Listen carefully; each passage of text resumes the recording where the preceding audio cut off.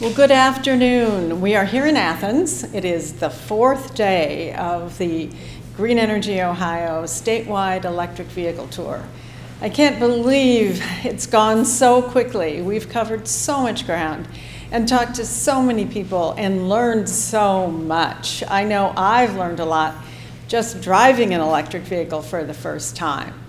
So we are at the Community Center here in Athens, and I am going to introduce a Green Energy Ohio board member and friend for a long time. Sarah Conley-Blue is with Rural Action, and she will be introducing the mayor. Thanks, Jane. It's wonderful to welcome you to our fair city, the city of Athens. We've been excited to be part of this tour. The Green Energy Ohio EV Tour is an excellent way for our state to recognize and represent a lot of wonderful projects. Excited that the city of Athens can be a part of that. Our work has been, years in the making, and seeing the progress that has come out of it has been wonderful. So it's my honor and privilege to introduce our fair mayor. Steve, please come up here. Mayor Patterson, I do not have an intro for you per se, other than to just say the finest mayor in the land. Excellent representative of the region and advocate for all of the clean energy work we've been doing. Thank you, Sarah. And that was not a paid advertisement. Not at all. Thanks, Sarah. And yes, as Sarah just mentioned, Athens has always been known for pushing the envelope on a number of different things, and most notably with all of you here today. Gosh, it must be a year ago or more, actually a lot more than a year ago, to where we received our first fast charge charging station here in the city of Athens, which has really complemented this part of the city because this is one of our major retail corridors. It's not too far from 33, so strategically it was perfect to have that aligned with getting people who might need to get a bump for their EV, and hopefully they're here long enough to experience the city of Athens, or maybe they're from Athens and just kind of cutting across town knowing that they can be charging up as well. The city of Athens, since I took office in 2016, I was on a mission to where I knew that we had a rather large fossil fuel fleet. And I started with our code enforcement office, who had several Impalas, they had several Crown Victorias, they had some pretty inefficient vehicles, and we started there first, to where we started replacing a lot of those vehicles with EVs. They happen to be Nissan Leafs, to where that department has 3 EVs, so we've gotten a lot of fossil fuel off the road. We're sitting in the community center. The community center also purchased an EV for replacing one of their fossil fuel vehicles, and then the director for engineering and public works replaced one of their vehicles with an EV, and I've pretty much mandated this to happen. Right now, we were fortunate enough to get an audit program through Clean Fuels Ohio to do a full-blown all-vehicle assessment as to what could be replaced, what should be replaced. And we're going to take that and working with Enterprise to look at a leased vehicle fleet, because we identified about 56 vehicles that we could be replacing in the not too distant future and have those become EVs as well. We have a long ways to go with that. That's kind of my goal and my mission right now, is to just continue to reduce our carbon emissions here in the city of Athens and the city government, and continue down the EV road as we move forward, no pun intended. Another thing just to share, if I may, is that we've been pretty diligent as well with having solar be a major initiative here in the city of Athens. At the water treatment plant, we have a 178 kilowatt solar array down there, and most recently, we also have a microgrid that accompanies that, where AEP has a microgrid pilot program. Currently, they have a program, a test case up in the Columbus Zoo. The city of Athens has become the second such test case in the state of Ohio. So we're excited about that. It's feeding directly off the solar array down there. And in the evenings when there's no sun, it's feeding back into the plant. So we're going to see some really interesting data coming out of that particular project. Also planning for a 2.5 minimum megawatt solar array, not too far from where we're standing right now, which would service the community center, the wastewater treatment plant, our second largest energy consumer in the city of Athens, and some of the other government buildings that are nearby. So again, you know, more and more to come here in the city of Athens. But from an EV standpoint, like I said, I think we have big goals, big aspirations for doing the best that we can to have be good stewards of this planet. Could you talk a little bit about the fee that was passed some years ago? The first, it's certainly the first in Ohio, and one of the first anywhere, I believe, in the country, to allow city government to give them the funding that you need to make these improvements. Yeah, I'm glad you brought that up. We're pretty proud of that as well. I think the citizens are proud of that. 76% of them voted in favor of a ballot initiative, which, yes, we're the first community in the United States to have a ballot initiative to go forward to have a carbon fee that people, you know, what it basically boils down to in terms of the amount, it's no different. It's about $1.60 to $1.80 a month extra on their utility bill, and it's less than a cup of coffee. And that money does go into an account line through Sustainable Ohio Public Energy Council. It's dedicated to the city of Athens, and that money can be used for solar projects on municipal buildings. The interesting thing is it's not just city municipal, but we're the county seat, so it can be on county government in the city of Athens, or it can be on something such as the public library. Well, our public library already has a nice solar array on there, so I don't think they'll be asking anytime soon. But no, this was a pretty big deal. This was passed in 2018. And we're pretty much on track with what we thought it would generate in terms of revenue, and it's one of the ways that we think we're going to be able to fund the 2.5 megawatt solar array is by using a portion of that allotment, or that fee. I think I saw on the website it's up to $75,000. It is. $83,000. Oh my goodness. 83,000. Thank you, Matt. 83,000. Yeah. It accumulates quickly. That's great. It does. The city and the county, there are so many local governmental units in Ohio. There's townships and counties and municipalities. Does everybody work well together down here? Is it a good relationship? I think that we do. To give you an example, we had a meeting this morning. It's the Regional Planning Commission, and that meeting kind of speaks well to what you're referring to. It has the township trustees, not all of them, but the township trustees usually come. We have the county commissioners that are there. I'm there. You know, county and city planners are there. And it becomes a space in which we can talk about challenges that are going on within the city or in the county, but also ways in which we can help each other. You know, I don't think we're unique at all, but I do think that at this point in time, the county electeds, you know, do work really well together. There's another group that I belong to. I'm the president of the Mayor's Partnership for Progress, which is the mayors of 18 Appalachian counties, going from Tuscarawas up north to Lawrence down south, all the way from Meigs to Highland County outside Cincinnati. And, you know, that's another great example of, you know, basically, you know, I wouldn't even say bipartisan, it's nonpartisan. I mean, it's mayors coming together knowing that we're where the rubber hits the road.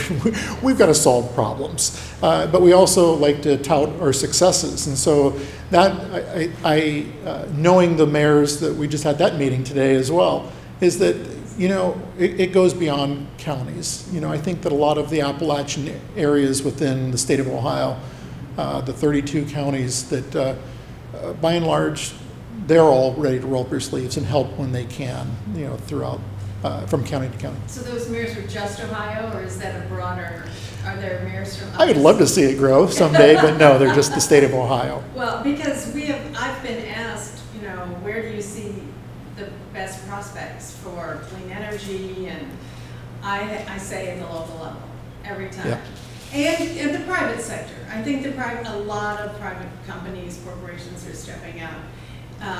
And that is great, but I think and from a governmental perspective, I think the local level is where the majority of the good work is being done right now. I agree with you. There is another organization that it's worth mentioning. It is Reimagine Appalachia, and that is a group where it is multi-state jurisdictionally. It is, and I'm just going to hit some of the areas. Mayor Peduto of Pittsburgh, Mayor Steve Williams of Huntington, West Virginia. We have Mayor Tito Brown out of Youngstown, myself, Mayor Cranley of Cincinnati, Mayor Whaley of Dayton, the mayor of Louisville, Kentucky. So it's the way we're all talking and communicating when it comes to, alternative energy and technologies is, where all of us have kind of come together thinking, let's flip the Marshall Plan from 1947 to where we were helping Europe come back out of the devastation that occurred during World War II, and kind of think, let's reinvest back into, the Ohio Valley. But that reinvestment is, going to be alternative energies and alternative energy technologies. My dream would be to see something in Youngstown or in Huntington.